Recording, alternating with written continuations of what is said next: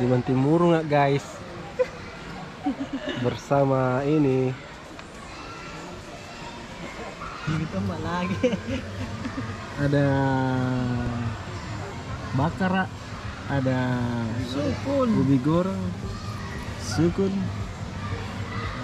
ada bakso, ada lombok. Ya itulah menu hari ini.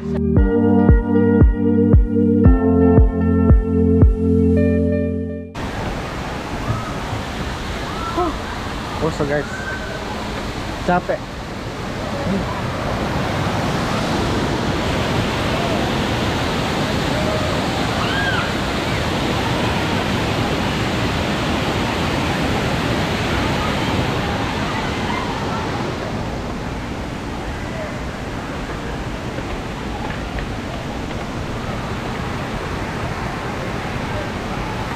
Capek guys.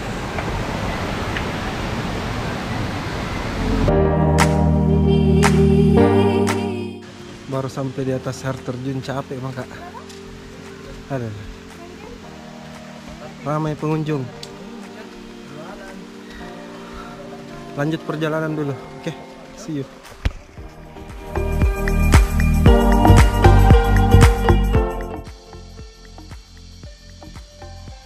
Jarak gua batu 400 meter. 400 meter. Capek mah ini. Hijau airnya.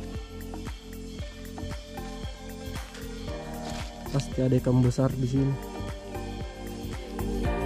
Lewat lagi di pohon ungu.